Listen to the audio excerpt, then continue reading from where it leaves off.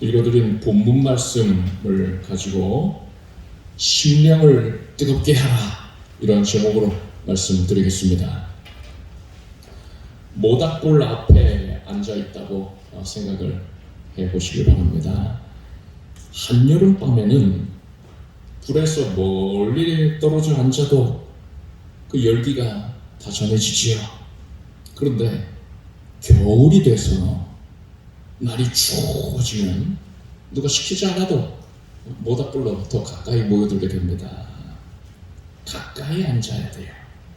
그리고 만약에 한파가 몰아친다면 어떻게 해야 될까요?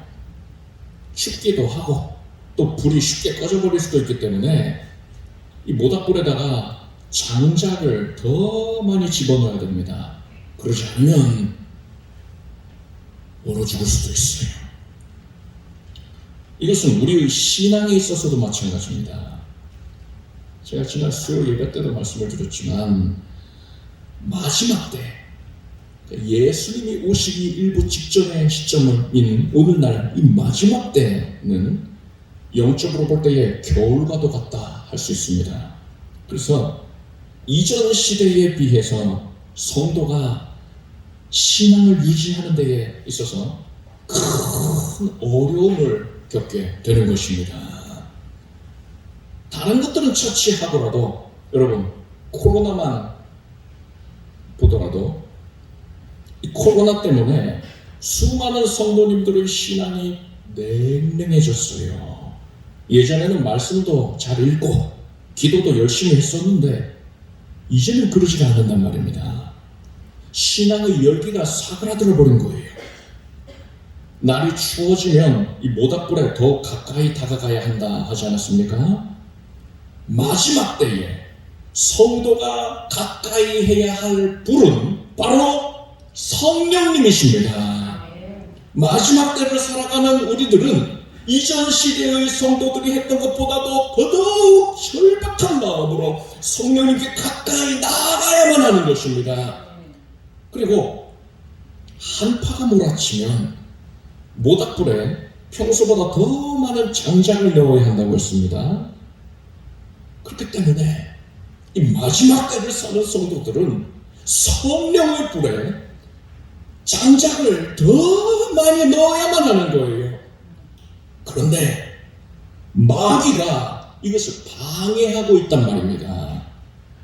마지막 때에 마귀는 성도가 장작 대신에 다른 것에 집중을 하게 만드는 겁니다. 그래서 결국 성령의 불에 장작을 공급하지 못해서 성도의 신앙이 싸늘하게 식어져 버리게 되는 거예요.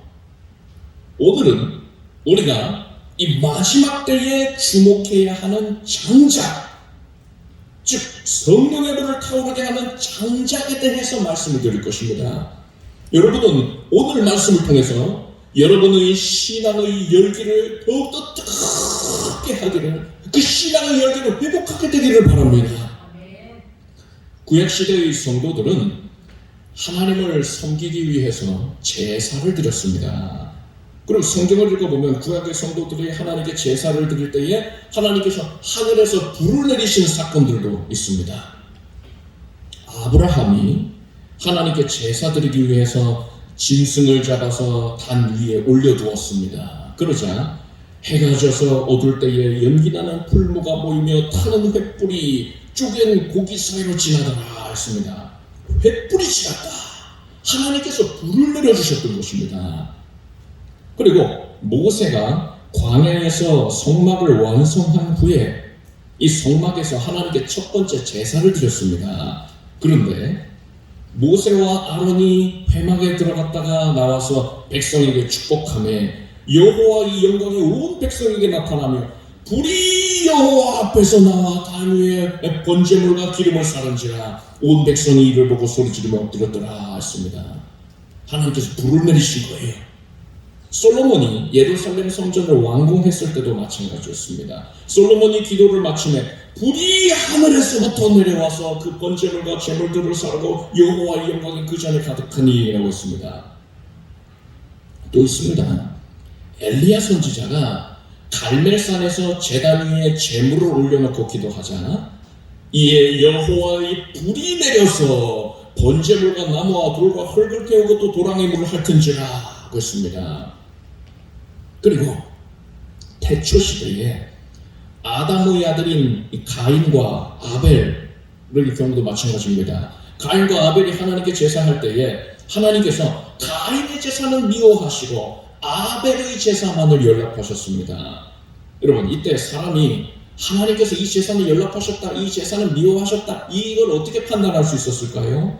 아마도 하나님께서는 이 경우에도 다른 경우와 마찬가지로 하늘에서 불을 내리셨던 것 같아요. 하나님께서는 아벨의 제단에만 불을 내리셨던 겁니다. 하나님께서 불을 내리신다는 것의 의미는 무엇이냐?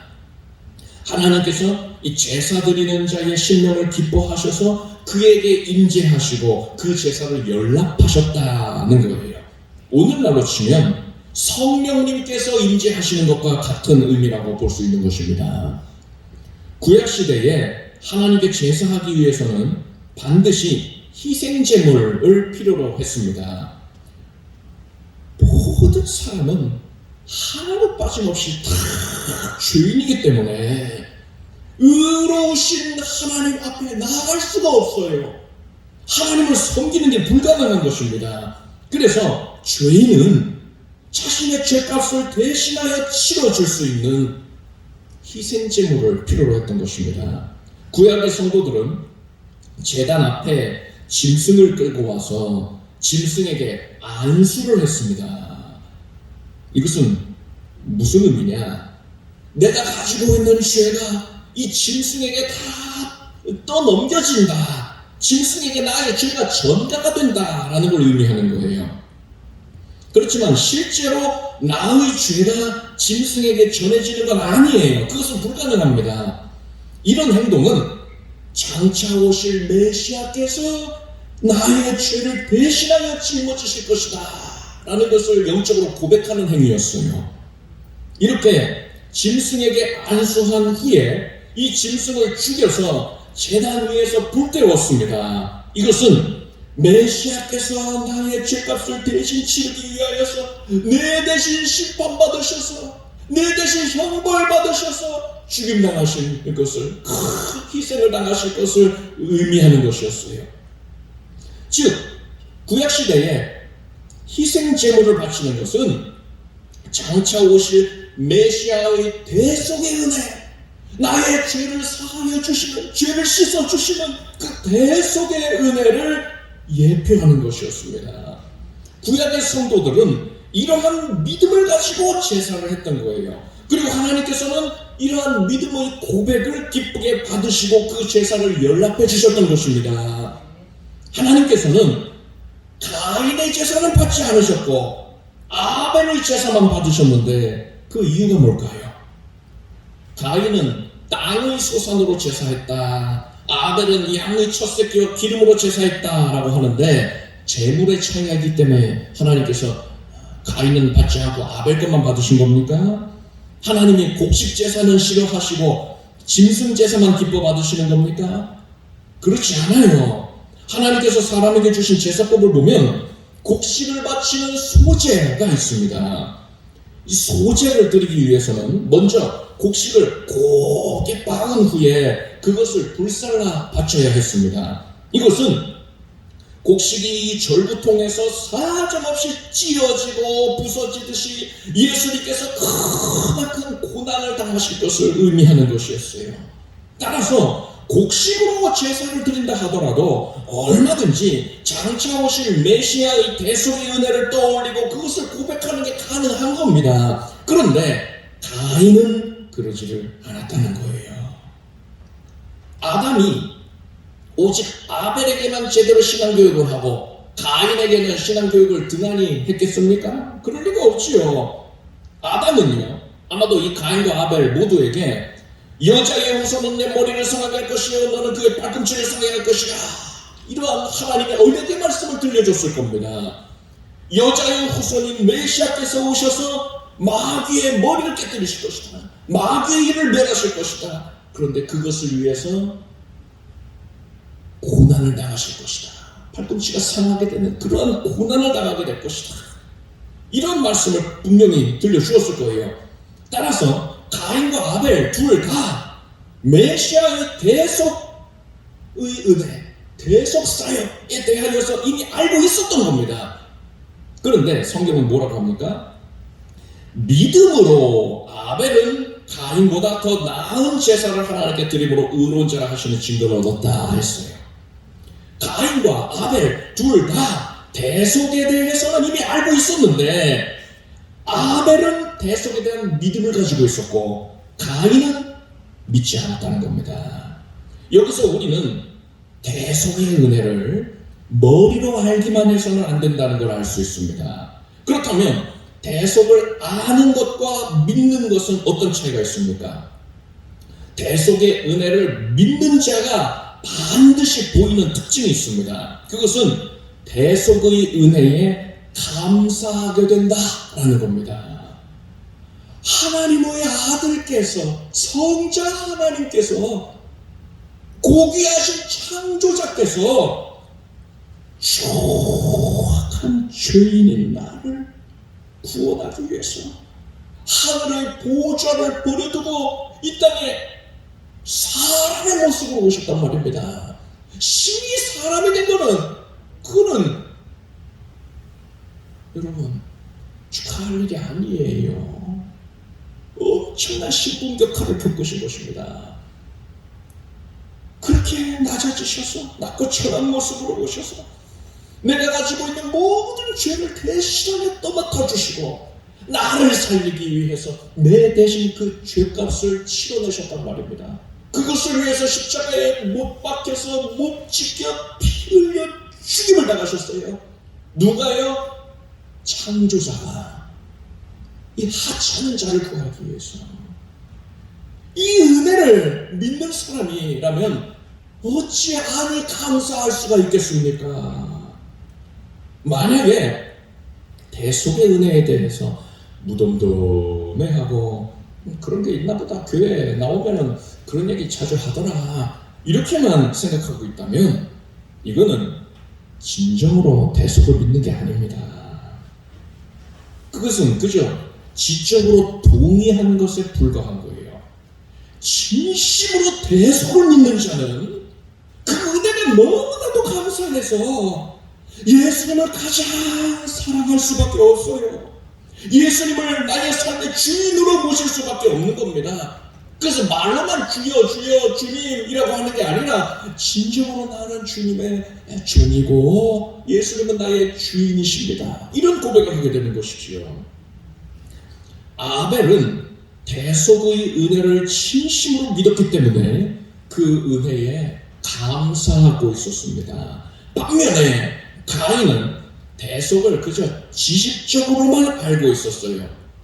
그래서 하나님께서는 아벨의 제사만을 연락하시고 가인의 제사는 받지 않으셨던 겁니다.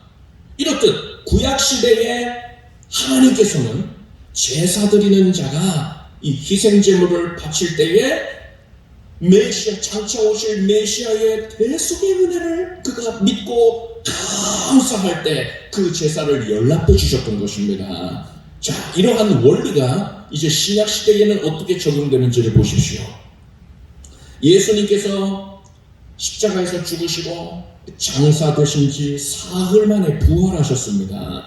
그런데 제자들은 그저 예수님의 시신을 도둑 맞았다고, 예수님의 시신이 없어졌다고 이렇게만 생각을 하고 있었습니다. 이런 상황에 두 명의 제자가 예루살렘 인근의 엠마오로 내려가고 있었습니다. 이때 부활하신 예수님께서 이들과 동행하시면서 이들에게 말씀을 들려주셨습니다. 이때까지만 해도 이 제자들은 곁에 있는 분이 예수님이시다라는 걸 알지 못했습니다. 그런데 예수님께서 식사 자리에서 떡을 가져 축사하시고 떼어주셨는데 바로 이때 제자들의 눈이 빨개져서 비로소 이분이 예수님이신 것을 깨닫게 됐어요. 그리고 예수님은 사라지셨습니다. 두 제자는 저희가 서로 말하되 길에서 우리에게 말씀하시고 우리에게 성경을 풀어주실 때에 우리 속에서 마음이 뜨겁지 아니하더냐라고 했습니다.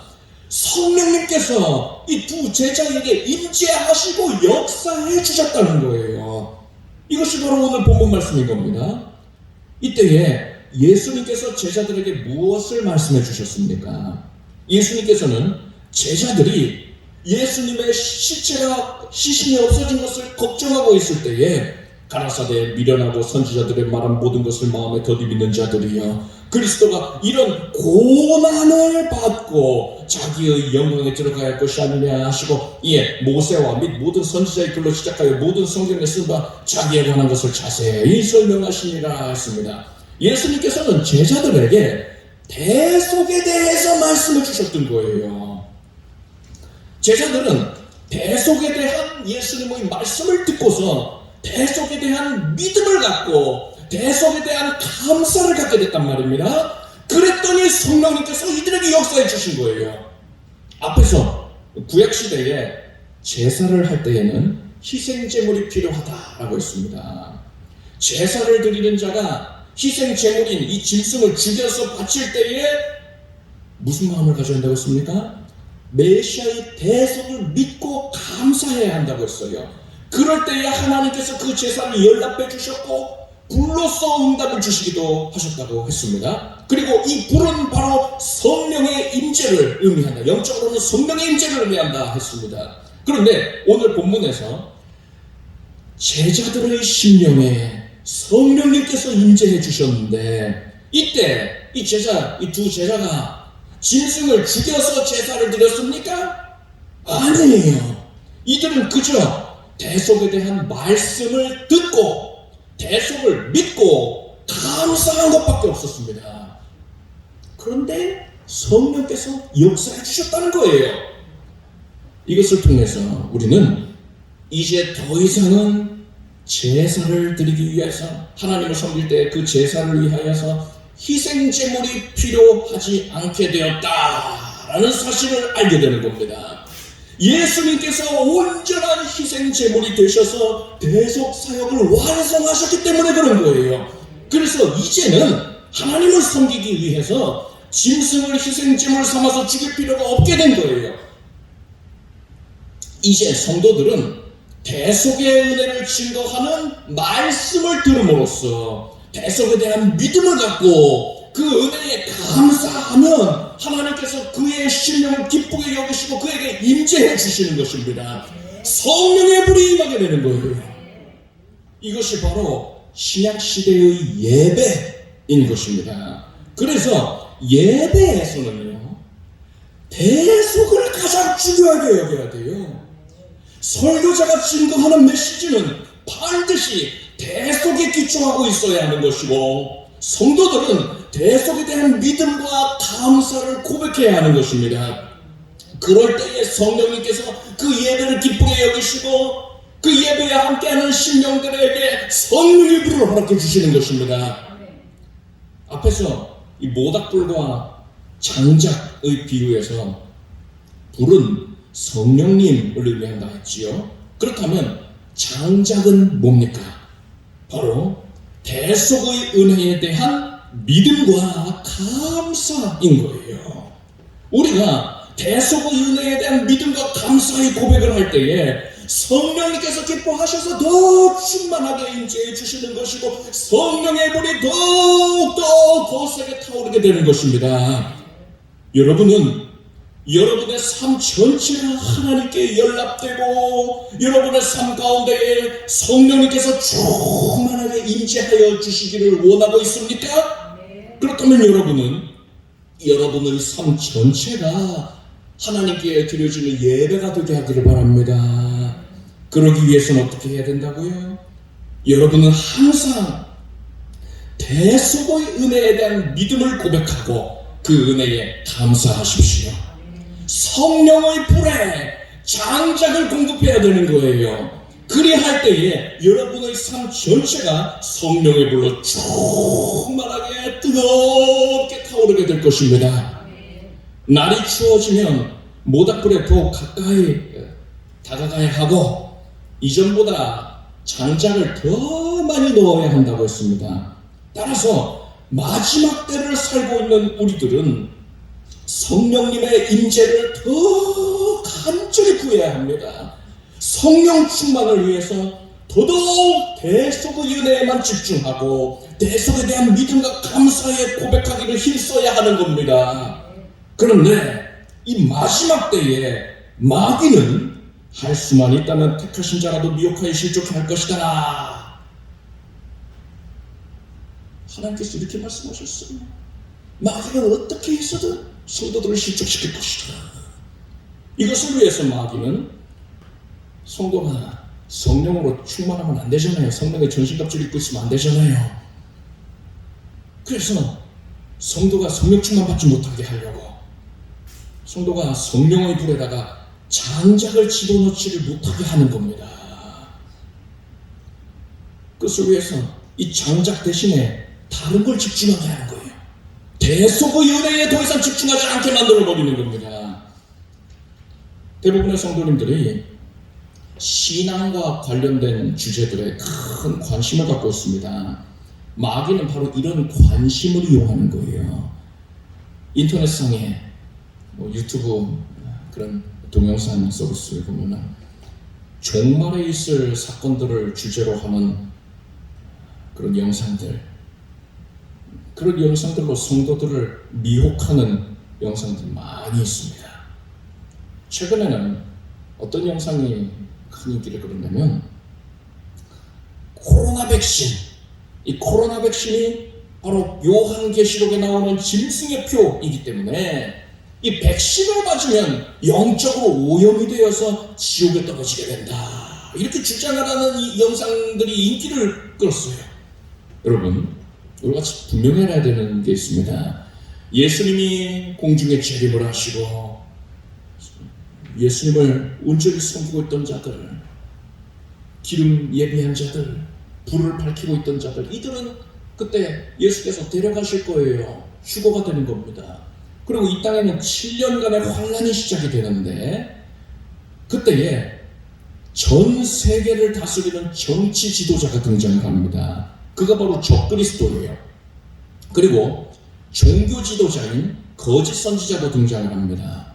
이 거짓 선지자는 사람들이 적그리스도를 숭배하게끔 만듭니다. 이때 짐승의 표가 등장을 해요. 거짓 선지자는 사람들로 하여금 적그리스도의 모양을 만들어 놓은 그 우상, 세계 각 지역에 그 우상을 세워놓겠지요. 그 우상을 경배하게 만듭니다. 이때에 이 우상을, 그러니까 적그리스도의 우상을 경배하지 않는 자들은 며칠이었던 간에 다 죽인다고 했어요. 그리고 경배한 자들에게는 오른손이나 이마에 짐승의 표를 새겨줍니다. 이 표는 666이에요. 정확히는 어떤 의미인지는 알지 못하지만 666을 뜻합니다. 이 표를 받지 않으면 경제활동이 불가능해지게 돼요. 정상적인 생활을 할 수가 없는 겁니다. 그래서 사람들은 생존을 위해서 이 표를 받고자 할 겁니다. 그런데 계시록 말씀을 보니까 만일 누구든지 짐승과 그 우상에게 경배하고 이마에나 손에 표를 받으면 그도 하나님의 진노의 포도주를 마시리니 그 진노의 잔에 섞인 것이 없이 부은 포도주라. 거룩한 천사들 앞과 어린 양 앞에서 불과 유황으로 고난을 받으리니 그 고난의 연기가 세세토록 올라가리로다. 짐승과 그 우상에게 경배하고 그 이름의 표를 받는 자는 누구든지 밤낮 힘을 얻지 못하리라 했습니다. 짐승의 표를 받으면 반드시 지옥에 떨어지게 된다라는 말씀인데, 구체적으로는 그 우상에게 경배하고 이마에나 손에 표를 받으면 지옥 간다, 이렇게 말씀했어요. 여러분, 앞에서 말씀드렸듯이 짐승, 그 우상에게 경배한 자만이 표를 받을 수 있는 거예요. 경배했다라는 사실을 입증하는 증표로서 그 표를 새겨주는 겁니다. 따라서 예수님을 잘 믿는 사람이 이 코로나 백신 등을 통해서 자기도 모르는 사이에 짐승의 표를 받게 되는 경우는 애초에 존재하지 않는 겁니다. 그리고 예수님을 잘 믿는 사람이 짐승의 표 때문에 지옥에 가게 된다는 것 역시 성립할 수가 없는 말이에요. 여러분, 구원은 오직 대속의 은혜에 대한 믿음만으로 결정되는 겁니다. 나의 의는 오직 믿음으로 살리라 했어요. 사람의 행위로 구원이 말미암는 게 아니에요. 그런데 예수 믿는 자도 짐승의 표를 받으면 지옥에 간다라고 주장하는 것은 예수님의 대속의 은혜를 욕보이는 것이고 행위로 구원을 얻겠다고 주장하는 것과 같은 겁니다. 따라서 성도가 이 코로나 백신에 대해서 이런 입장을 갖는 건 가능해요. 의학적인 이유를 들면서, 과학적인 이유를 들면서 나는 부작용 때문에 걱정이 돼서 백신 못 맞겠어 이렇게 주장하는 거는 얼마든지 가능하고, 이런 생각은 반드시 존중해 줘야 됩니다. 우리나라가 사회주의나 전체주의 국가가 아니고 자유민주주의 국가이기 때문에 존중을 해줘야 한다는 거예요. 그렇지만 성도가 만약에 이런 이유가 의학적인 이유가 아니라 영적인 이유를 들면서 코로나 백신은 짐승의 표이니까 그거 맞으면 지옥 가니까 나는 그거 못 맞겠다, 이런 영적인 이유를 들면서 주장을 한다는 건 절대로 합당치가 않은 거예요. 이것은 대속에서 멀어지는 겁니다. 저는 여러분이 아예 이런 내용들을 접하지를 않았으면 좋겠어요. 이런 영상들을 아예 보지 않으셨으면 좋겠어요. 그런데 그건 불가능하지요. 내용은 다 알고서 눌러보는 게 아니니까요.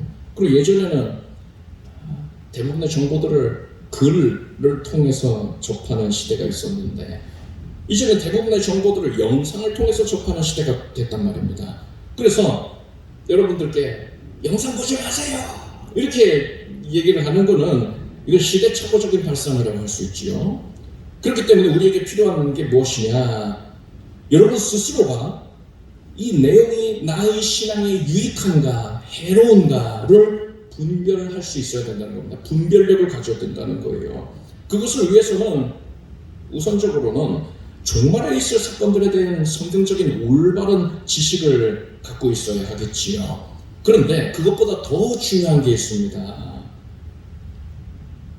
절대적인 원칙이 있어요. 그게 무엇이냐, 이 내용이 나로 하여금 대속의 은혜에 가까워지게 하느냐 아니면 멀어지게 하느냐, 이것을 살펴보는 거예요.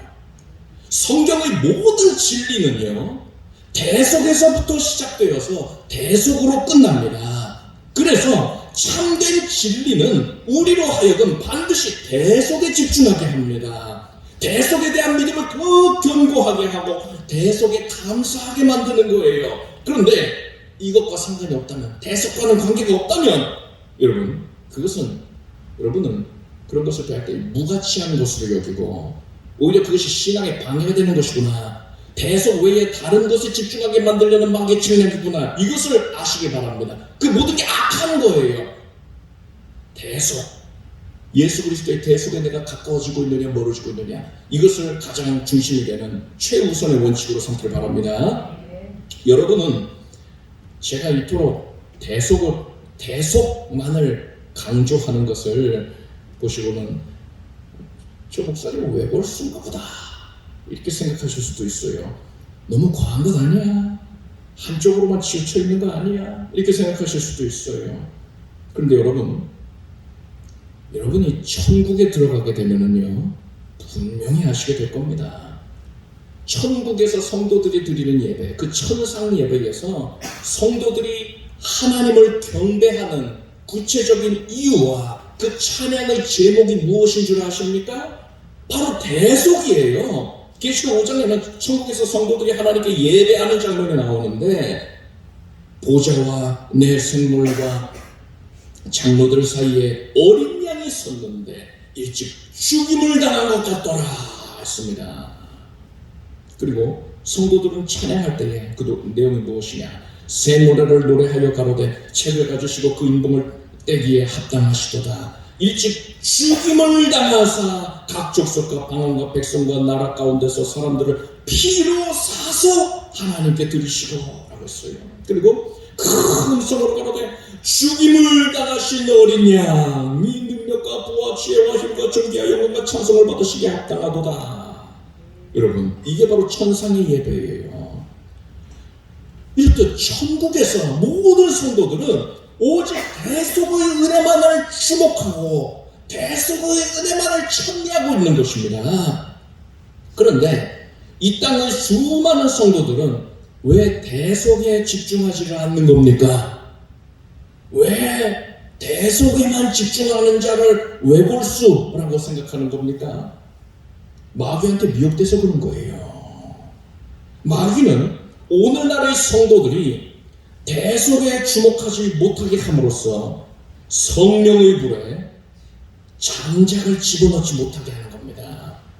그래서 성도들의 심령에서 성령의 불을 소멸시켜버리고자 하는 거예요. 오늘날에 인터넷상에 수많은 설교들이 있지요. 당연히 난무합니다. 그래서 난 유튜브만으로도 은혜 많이 받아, 이렇게 누구나 성도들 중에 그렇게 얘기하시는 분 많이 봤어요. 그런데 그러한 내용들 중에 대속을 외치고 있는 내용은 많지가 않아요. 그래서 오늘날에는 풍요 속의 빈곤을 겪고 있는 겁니다. 제가 여러분께 당부를 드리는데 그런 내용은 보지 마세요. 보았다 하더라도 대속과 관계되어 있지 않다면 더 이상은 그것에 관심을 갖지 말고 버려버리기를 바랍니다. 여러분, 겨울이에요. 영적인 계절도 쭉 겨울이 되었습니다. 따라서 우리는 성령의 불길을 간절하게 사모해야 합니다. 그리고 성령의 불에 장작을 공급해야만 합니다. 대속의 은혜에 대한 믿음과 감사가 있어야 하는 거예요. 이전보다 더 그래야 하는 것입니다. 마귀는 그것을 방해한다고 했습니다. 방해하기 위해서 최선의 노력을 다하고 있어요. 우리가 대속 이외에 다른 것들을 주목하게 만들고자 합니다. 여러분은 절대로 마귀의 미혹에 넘어가서 대속에 집중하고 있던 마음을 뺏기지 말길 바랍니다. 대속과 관계없는 것들은 배설물과 같이 여기기를 바랍니다. 여러분은 오직 대속에만 집중하고 대속에 대한 믿음을 견고하게 하고 대속에 대한 감사함을 충만하게 하기를 바랍니다. 절박한 심령으로 더욱 그리하길 바랍니다. 그래서 오늘날 마지막 때에 이 땅의 수많은 성도들의 신앙이 냉랭해져 가고 있는 이때에 여러분의 심령에서만큼은 성령의 불이 뜨겁게 타오르게 되기를 바랍니다. 기도하겠습니다. 하나님, 예수님께서 재림하실 날이 심히 가까웠습니다. 예수께서 말씀하신 모든 징조들이 성취가 되었고 이제 바로 오늘날 예수께서 오신다 하여도 그것이 전혀 이상할 것이 없는 시점에 이르렀습니다. 이제 주의 자녀들이 깨어있게 해주시옵소서. 열천을 비유해서 등은 가졌으되 불이 사그라든 자처럼 되지 않게 하여 주시고 등 안에 성령의 불을 더 가득히 담아서 그 불로 온전히 내면을 채운 주의 자녀들이 되게 하여 주시옵소서. 성령의 불이여 거룩하게 타오르소서. 주의 자녀들의 심령을 태우소서. 우리의 심령을 제물 삼아서 거룩하게 타게 하여 주시고 대속에 대한 은혜, 그 은혜의 감사의 고백, 믿음의 고백이 더하여져서 그 불길이 더 거세지게 해주시옵소서.